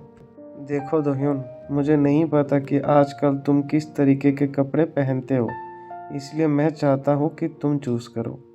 तो दोह्यून बोलता है, मुझे दोनों में से कोई भी चलेगा। तो सियाउन बोलती है, चलो ना दोह्यून, मैं तुम्हारे लिए कुछ ऐसा ढूंढना चाहता हूँ जो तुम्हें सच में पसंद आए। साइड में एक लड़का सियाउन को देखकर सोच रहा होता है, यार वो लड़की तो वाकई काफ़ी सुंदर है। देखकर ही लगता है कि साला काफ़ी ठरकी है। सियाउन दोह्यून से पूछ रहा होता है, क्या तुम थोड़ा कोऑपरेट नहीं कर सकते कपड़े को पसंद करने में? और दोह्यून उस लड़के को एक खतरनाक वाला लुक दे रहा होता है जिससे लड़का पसीना पसीना हो जाता है और सोच रहा होता है, क्या मैंने लड़की को कुछ ज़्यादा ही घूर लिया? दोह्यून रेड टी शर्ट वाले बंदे को देखकर सोचता है, मुझे लगता है मैं गलत था। अगर इस बंदे को उस आदमी ने भेजा होता तो वो इतना आसानी से पीछे नहीं हटता। और वो रेड टी शर्ट वाला बंदा पूरा पसीना पसीना होकर रखा हुआ है। और इधर सियाउन सोच रही होती है, अगर मैं इंस्टॉलमेंट सेविंग अकाउंट्स को तोड़वा लूँ तो कुछ टाइम के लिए गुजारा करने को मदद तो मिल ही जाएगा। मतलब पूरा फनी सीन है अगर एक तरफ से देखा जाए तो। फिर हम देखते हैं कि तो फिर दोह्यून सियाउन को बोलती है, ठीक है, तो फिर मुझे ये चाहिए और ये चाहिए, चलो ऑल डन, चलो अब चलते हैं। तभी सियाउन बोलती है, अरे रुको, थोड़ा पेंस भी ले लो। फिर दोह्यून थोड़ा सियाउन के पास आकर फुसफुसाकर बोलता है, यहाँ का एम्प्लॉई कुछ देर से तुम्हें ही देख रहा था। तो सियाउन बोलती है, क्या? फिर दोह्यून सियाउन का हाथ पकड़कर खींच के ले जाने लगता है बिलिंग काउंटर के तरफ। और सियाउन सोचती है, तुम कहाँ से आए थे जब तुम अचानक कहीं से सिर्फ अपने कपड़ों के साथ प्रकट हुए।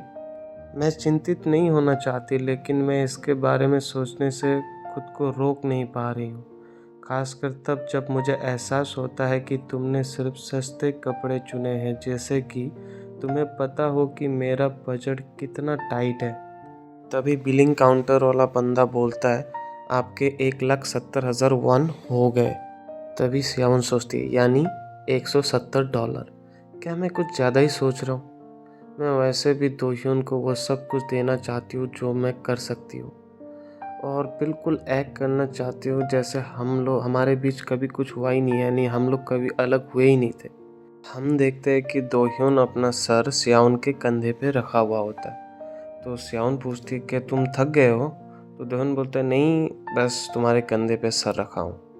फिर सियावन सोचने लग जाती है और खुद से बोलती है कि मैं भी दूसरे कपल्स की तरह तुम्हारे साथ रहना चाहती हूँ, एक कपल की तरह, जैसे लोग एक दूसरे के बिना रह नहीं पाते। फिर हम देखते हैं कि दोनों एक दूसरे के कमर पर हाथ डाले फ्लावर शॉप के सामने फ्लावर्स को देख रहे होते हैं। तो दोह्योन पूछता है, तुम क्या सोच रहे हो सियावन से? फिर सियावन बोलता है, मैं सोच रही थी कि क्या खाना चाहिए तुम्हारे साथ में नेक्स्ट टाइम। ये सुनकर दोह्योन सियावन को पीछे से हग कर लेती है, जिससे सियावन ब्लश भी करने लग जाती है। तो दोह्योन सियावन से कहता है, वेल, मुझे लगता है मैं तुम्हारा एक बाइट लेना चाहूँगा। तो सियावन बोलती है, ए रुको, हम लोग बाहर है अभी। तभी दोह्योन स्माइल करते हुए बोलता है, मैं मजाक कर रहा था, इतना घबराओ मत, और हाँ, लेकिन इसे हल्के में मत लेना। और सियावन ध्यान से दोह्योन को देखता है और सोचता है, लेकिन जब मैं तुम्हारे उन हिस्सों को देखता हूँ जिन्हें मैं पहचान नहीं पाता, तो मैं हमारे बीच बढ़ती दूरी को महसूस किए बिना नहीं रह सकता। मैं जानना चाहता हूँ कि तुम्हारे साथ क्या हुआ, लेकिन मुझे यकीन है कि आपके पास पीछे हटने के अपने कारण होंगे। तभी हम देखते दोनों एक शानदार से जगह पर बैठे हुए होते हैं, और दोह्योन सियावन का हाथ पकड़कर पूछता है, क्या ये वाकई में ठीक होगा कि मैं तुम्हारे साथ रहूं? तो सियावन बोलती है, ऑफ कोर्स, कौन रहेगा अगर तुम नहीं रहोगे तो? दोह्योन शरारती अंदाज में बोलता है, थोड़ा पास आकर, कि अगर मैं तुम्हारे साथ कुछ कर डालूं तो? सियावन बोलती है, ये हम तो एडल्ट्स हैं ना अभी, और तुम दोह्योन हो। सीन शिफ्ट होता है और हम देखते हैं रात हो चुका होता है, जहाँ पर चांद और तारे सब जगमगा रहे होते हैं, और सियावन अपने कमरे में बैठी हुई खुद ही खुद बोल रही होती है, मैं समझता हूँ, क्योंकि मेरे भी कुछ सीक्रेट्स होते हैं और वो इतने आसान नहीं होते हैं बताना। सियावन बिस्तर से उतरकर टो पे चल के जा रही होती है ताकि वो दोह्योन के नज़रों से बच सके, और खुद से कह रही होती है, मुझे जैसे तैसे 10 बजे तक पब में पहुंचना होगा, है ना? तभी वो पीछे से देखता है कि दोह्योन उसे आवाज़ लगाते है, तुम कहाँ जा रही हो सियावन? तभी सियावन पूरा शॉक्ड हो जाता है और पसीना पसीना हो जाता है कि क्या बोले हो आप। तो सियावन बहाना देते हुए बोलती है, एक दोस्त मुझे देखना चाहता है, तो मैं कुछ सेकंड के लिए बाहर रहूँगी, तुम तब तक सो लो, क्योंकि मैं बाहर जा रही हूँ और तुम टायर्ड भी लग रहे हो। तभी दोह्योन शांति से पूछता है, तुम कब तक बाहर रहोगी? तो सियावन जवाब देता है, हाँ, कम से कम 2 घंटे तक, या फिर हो सकता है 1 घंटे तक। दोह्योन पूछता है, क्या वो तुम्हारे बहुत ही क्लोज फ्रेंड है? तो सियावन बोलता है, हाँ, वो काफ़ी दूर से आए हैं मेरे लिए, तो मैं उन्हें इग्नोर नहीं कर सकता। और मन ही मन सोच रही होती है, यार मुझे अच्छा तो नहीं लग रहा उससे झूठ बोलने में। तो दोह्योन पूरा कोल्ड लुक देते हुए बोलता है सियावन को, ओके, और सियावन बोलता है, ऑल राइट, घर को मेरे लिए देखना, ठीक है? बोल के सियावन दरवाज़ा मार के भागने लग जाती है। और फिर हम देखते हैं दोह्योन ने अपना एक्सरे विजन एक्टिवेट कर लिया होता है। भाई इससे पता चलता है कि दोह्योन के पास अब पावर्स आ गया है, वो कोई ज़ीरो नहीं रहा, और वो अपने पावर्स को यूज़ करके वो देखता है कि बिस्तर के नीचे कुछ है। तो बिस्तर के नीचे से जैसे ही वो निकालता है, तो ये कुछ और नहीं भाई, ये गन होता है, जिसको वो बोल रहा होता है कि ये डेजर्ट ईगल। और फिर वो अपने एक्सरे विजन के मदद से पूरा रूम को जब स्कैन करता है तो उसे दिखता है कि एक नहीं बल्कि बहुत सारे गन्स पड़े हुए हैं। फिर हम देखते हैं कि श्याउन को कोई पूछ रहा होता है, नाइन क्या तुम रेडी हो पार्टी के लिए? तो श्याउन बोलती है, मुझे आज काम थोड़ा जल्दी ख़त्म करना होगा, तो इसीलिए ये जो चपड़ चपड़ है इसको बंद करते हैं।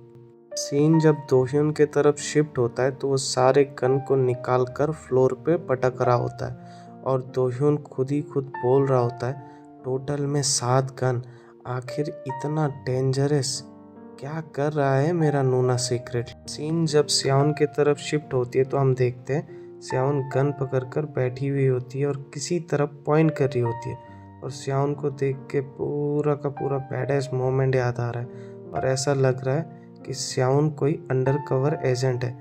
फिर श्याउन जिससे बात कर रही होती है उसे बोलता है उसे जल्दी से बुलाओ और मन ही मन सोच रहा होता है मेरा बॉयफ्रेंड मेरे लिए वेट कर रहा है। ठीक है भाई लोग, चैप्टर 4 का एंड है, अब नेक्स्ट चैप्टर में मिलते हैं। एपिसोड 5 के शुरुआत में हम देखते हैं एक लड़का जो ग्रीन कलर का टी शर्ट पहना हुआ है, वो शॉक्ड होकर श्याउन से पूछता है, क्या एक बॉयफ्रेंड? लेकिन कैप्टन ने तो कहा था कि तुम सिंगल हो। फिर हम कैप्टन को देखते हैं जिसका नाम सियोजिन जी है। वो ऑफिस पे बैठा हुआ अपना घड़ी की तरफ देखते हुए मन ही मन सोचता है, लगता है उनका मिशन बहुत जल्द स्टार्ट होने वाला है। फिर हम देखते हैं श्याउन जवाब दे रही होती है, वेल ऐसा सुन के लगता है कि मिस्टर जी मेरे बारे में कुछ नहीं जानते and I have a man already. बोलने के बाद श्याउन गन को उठा लेती है और अपने कंधे पे रख के एम करने लगती है, और हाँ सुनो, वही मेरा पहला प्यार है और मेरा फियांसे भी। तो लड़का बोलता है, वो नूना तुम सीरियस हो क्या? क्या तुम्हें नहीं दिखता तुम्हारे बगल में एक परफेक्ट लड़का था जो टॉल, नाइस, सक्सेसफुल और हैंडसम भी था, और तो और कुछ क्यूट स्पार्की टाइप और हॉट और मस्कुलर टाइप भी था। तुमने उन्हें सेकंड टाइम मुड़ के भी नहीं देखा, तुम उन्हें ऐसे देखते हो जैसे वो कोई फर्नीचर हो। और ये सब तुम क्या कह रहे हो नूना? अभी श्याउन जिसका एज 26 साल है जो मर्दों को फर्नीचर की तरह देखता है। तो श्याउन बोलती है, वेल वो थोड़ा डिफरेंट है, सो तुम्हें अपना फ्लर्टिंग बंद कर देना चाहिए मेरे साथ। मेरे बॉयफ्रेंड को अगर पता चला तो उससे बहुत जलन होगा। और लड़का बोलता है, क्या? मैंने कब फ्लर्ट किया तुम्हारे साथ? मैंने नहीं किया। फिर जब वो बंदा अपना सीसीटीवी फुटेज देख रहा होता है तो उसे दिखता है उनका टारगेट आ चुका है, और हमें बताया जाता है कि वो लड़का बोलता है श्याउन को, कुछ कारण से गवर्नमेंट के पास इन लोगों ने प्रोटेक्शन मांगा है, इसके पास फैक्टर गार्ड्स भी है जैसे यस्टरडे था, सो केयरफुल रहना। श्याउन पूरा डिटर्मिनेशन के साथ गन को लोड करके बोलती है, मैं रेडी हूँ, और नैरेट करती है, हम उन वेक्टर्स का शिकार करते हैं जो अंदर तक सड़े हुए हैं, जिनको कैसिस भी बोला जाता है। हम लोग एक सीक्रेट ऑर्गेनाइजेशन से जो कुछ वेक्टर्स और जीरोस को मिलके बने हैं ताकि फाइट कर सके एक बेहतर दुनिया के लिए। लड़का बोलता है, ऑल राइट श्याउन, जब तक हम वेट कर रहे हैं मैं चीज़ों को दोबारा दोहरा देता हूँ। तो वहाँ पर 3 वेक्टर्स है एलिवेटर में, 2 गार्ड है और एक हमारा टारगेट है। वो लोग जब निकलेंगे तुम्हें पता चलेगा जो हमारा टारगेट है वो नशे में धुत है, लेकिन वो अपने आँखों से सब कुछ देख सकता है, सो उसे एक शॉट में मार देना। फिर लड़का कीबोर्ड में कुछ टाइप करके थोड़ा और इन्फॉर्मेशन निकालता है, तो हमें पता चलता है जो टारगेट है उसका नाम है चैंग सियो, जो कि एक नेचुरल है और वो अपने आँखों से सब देख सकता है। एंड फर्मा में वो फॉर्मर रिसर्चर रह चुका है और एडवोकेट भी था, जिससे वो पेन 00 को डिस्ट्रीब्यूट करेगा अंडर प्रिविलेज नेचुरल्स और जीरोस को, और साथ में उसके ऊपर शक किया जाता है इंटरनेशनल ड्रग रिंग्स के साथ उसका टाई अप है, और उसका जो बॉडीगार्ड है उनमें से एक इलेक्ट्रिसिटी को यूज़ कर सकता है जो कि है एक नेचुरली, लेकिन उसका नाम है जेसू एहन, और एक है जो कि सियोकिम जो कि फायर को यूज़ कर सकता है, और ये भी एक नेचुरल है क्योंकि इनके पास एक तरीके का पावर होता है। तभी श्याउन लड़के को रोक देता है और पूछता है, क्या तुमने कहा कि वो फायर यूज़ करता है? तो लड़का थोड़ा कंफ्यूज होकर बोलता है, या क्या मैंने तुम्हें पहले बताया नहीं उसके बारे में कि ये कोई प्रॉब्लम है? तो स्याउन बोलता है नहीं। तभी स्याउन को उसका पास्ट याद आता है कि कैसे आग ने उसका सब कुछ जला डाला, उसका माँ, दोह्योन, और जब से वो इंसिडेंट हुआ है उसे हमेशा ही बुरा फीलिंग आता है जब भी वो किसी ऐसे वेक्टर से मिलता है जिसके पास फायर एबिलिटी हो। उसे हमेशा ऐसा लगता है जैसे कि कुछ गलत हो जाएगा अभी। तभी लड़का बोलता है, वो दोनों गार्ड्स ऑफेंसिव टाइप्स के हैं, सो तुम्हें उनसे थोड़ा डिस्टेंस मेंटेन करना चाहिए।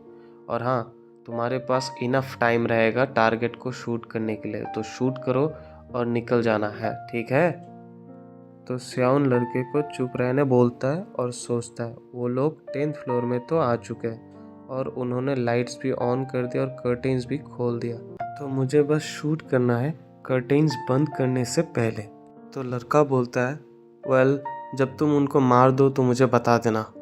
वेल किसी रीज़न के वजह से रिसेंटली गवर्नमेंट की तरफ से उसे बहुत प्रोटेक्शन मिला है। तभी स्याउन बुदबुदाते हुए बोलती है, रुको, वो लोग कर्टेन्स को बंद नहीं कर रहे, हालांकि वो लोग है उसे प्रोटेक्ट करने के लिए, कुछ तो गलत है यहाँ पे।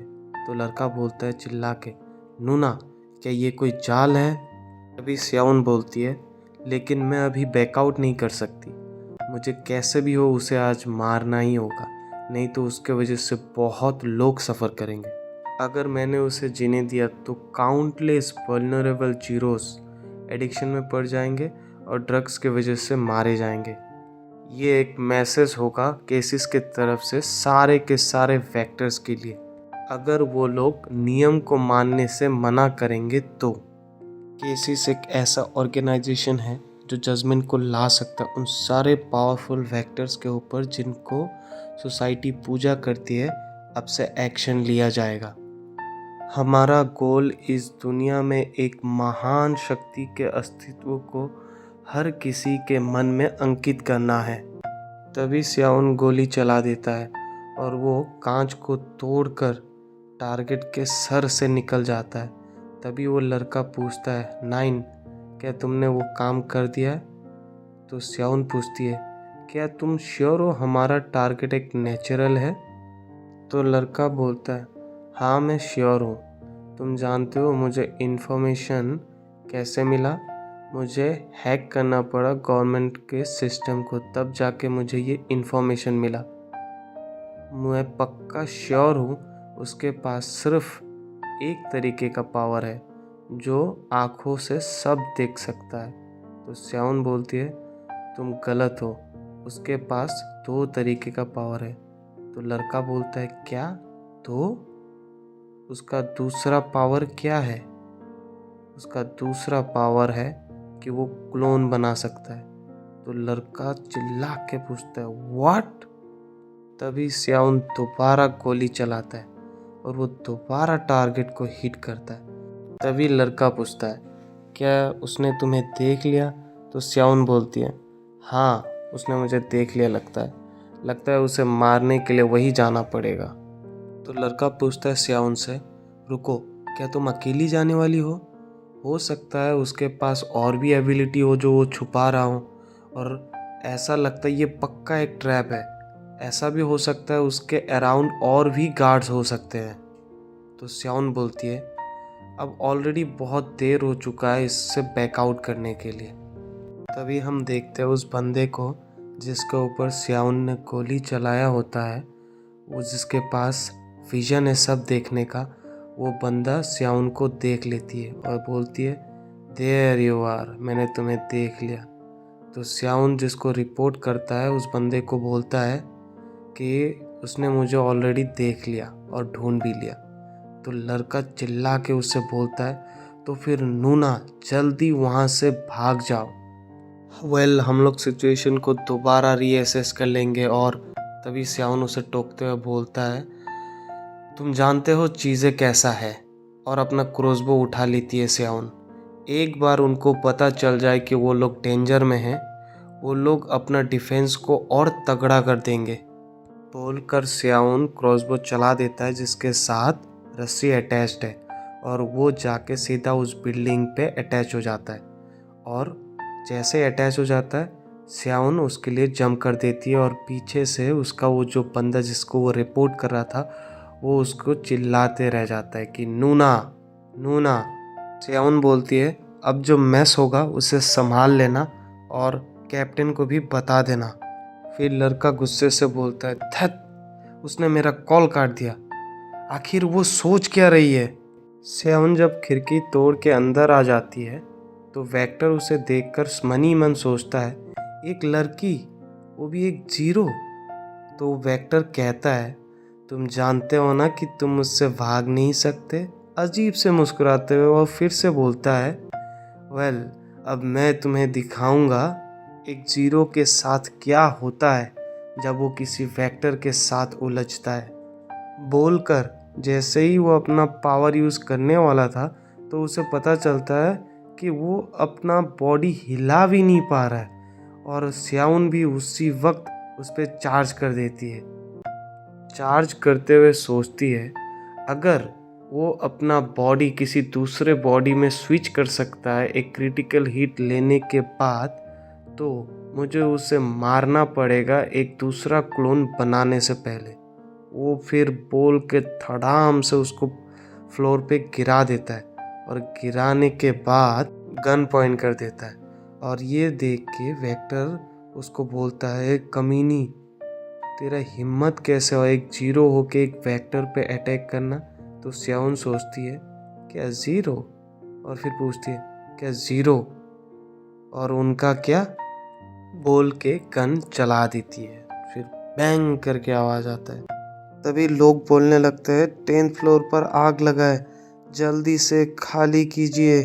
और हम देखते हैं एक पुलिस वाली को एक बंदा बोल रहा होता है जल्दी से फायर डिपार्टमेंट के वेक्टर को बुलाइए। तो पुलिस वाली वॉकी टॉकी निकाल कर बुलाने लगती है और हम देखते हैं स्याउन ग्राउंड पे लैंड कर चुका है वॉल से उतरते हुए और सोचता है मेरा घाव अब खुल चुके हैं इन वॉल को क्लाइंब करने की वजह से, मुझे जल्दी से जल्दी घर जाना होगा, दोह्यून मेरे लिए वेट कर रहा होगा। तभी हम देखते हैं एक वेक्टर स्याउन के पास आता है, आके बोलता है क्या तुम केसिस हो या कोई भी हो, क्या तुम्हें कोई आइडिया भी है तुमने हमें किस तरीके से परेशान किया है इन दिनों, और कांग्रेसमैन के कंटेनर के आसपास चुपके से घूम रहे थे है ना। बोलकर वो अपना उंगली ऊंचा करके वो उस पर आग जला लेता है। और तभी हम देखते हैं स्याउन सोचता है तो हाँ उसके आसपास वाकई में और भी गार्ड्स था और वो एक फायर यूज़र है ना। आज दूसरी बार ऐसा हुआ है, क्या ये महज एक कोइंसिडेंस होने के लिए बहुत ज़्यादा नहीं है। फिर वो वेक्टर वाला बंदा अपने आसपास आग को जलाते हुए माहौल को गर्म करते हुए स्याउन को ठंडे नज़र में और मुस्कुराते हुए बोलता है अच्छा तो क्यों ना तुम ये मूर्खता बंद करो और मेरे साथ चलो। और स्याउन सोचती है अच्छा तो ये वो पर्पल फ्लेम है जो कि सबसे हाई लेवल पे है।